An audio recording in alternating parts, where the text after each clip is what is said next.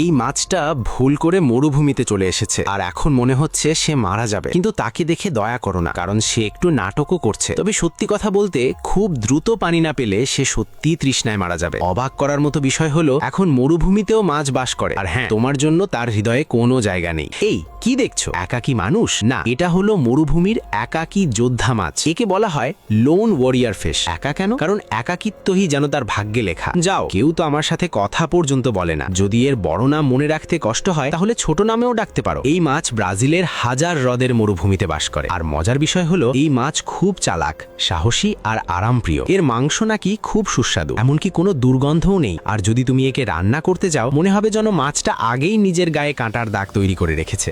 এই মাছ ব্রাজিলের লেনসয়েস মারানহেন্সেস মরুভূমিতে থাকে। পুরো এলাকাটি প্রায় 10,500 বর্গ কিলোমিটার। দেখতে পুরো মরুভূমির মতো হলেও এখানে প্রতি বছর প্রায় 10,600 মিলিমিটার বৃষ্টি হয়। মানে বেইজিংয়ে 3 বছরে যত বৃষ্টি হয় এখানে 1 বছরেই তত হয়ে যায়। ভারী বৃষ্টির কারণে বালিয়াড়ির মাঝে জল জমে তৈরি হয় হাজার হাজার হ্রদ। এই কারণেই একে বলা হয় হাজার হ্রদের মরুভূমি। এবার শুনো এই মাছের সবচেয়ে অবিশ্বাস্য ক্ষমতার কথা। এটি মরুভূমির মাঝেও পানির দিক অনুভব করতে পারে। তখন তার মাথায় একটাই লক্ষ্য থাকে, যেভাবেই হোক পানির কাছে পৌঁছতে হবে। সে যেন সবসময় বিশ্বাস করে রাস্তা না থাকলে নিজেই রাস্তা বানাও, ভাগ্য সাহায্য না করলে তার সাথেই লড়াই করো, আর সামনে পথ বন্ধ থাকলে নিজের শক্তিতে নতুন পথ তৈরি করো। প্রায় 2.5 ঘন্টা টানা সংগ্রামের পর অবশেষে মাছটি পানি খুঁজে পেল। কিন্তু গল্প এখানেই শেষ নয়, কারণ যেখানে মাছ আছে সেখানে জেলেও থাকবে। মাছটা ভাবলো এবার সে স্বাধীন, কিন্তু চালাক জেলে তার রেখে যাওয়া চিহ্ন অনুসরণ করে সরাসরি পানির কাছে পৌঁছে গেল। এরপর এক জালে সব মাছ ধরা পড়ল। ধরা পড়া মাছগুলো রাগে চিৎকার করতে লাগলো, তুই এত স্বার্থপর কেন? তুই একদম কুকুরের মতো। এবার মাছের পর তার প্রতিবেশীর কথাও শোনা যাক। যে প্রাণীটি বালুর নিচ থেকে বেরোচ্ছে সেটা আসলে একটি কচ্ছপ। সেও ব্রাজিলের সেই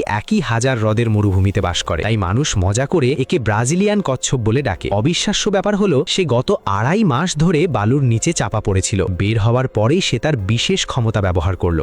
সে নাক দিয়ে বাতাসের আর্দ্রতা অনুভব করতে পারে, কারণ সে জানে দ্রুত পানি না পেলে তার অবস্থাও খারাপ হয়ে যাবে। মরুভূমির বালির তাপমাত্রা তখন 70 ডিগ্রি সেলসিয়াস। তাকে শুধু সময়ের সাথেই লড়তে হচ্ছিল না, সূর্যের দিক দেখে পথও খুঁজে নিতে হচ্ছিল। কিন্তু ভাগ্য আবারও খেলা দেখালো। হঠাৎ করেই শুরু হলো প্রবল বৃষ্টি। বৃষ্টি তার তৃষ্ণা মেটালেও মরুভূমির তৃষ্ণা যেন আরো বেশি ছিল। বৃষ্টি থামতেই তার মাথায় একটাই চিন্তা, যত দ্রুত সম্ভব পানির কাছে পৌঁছতে হবে।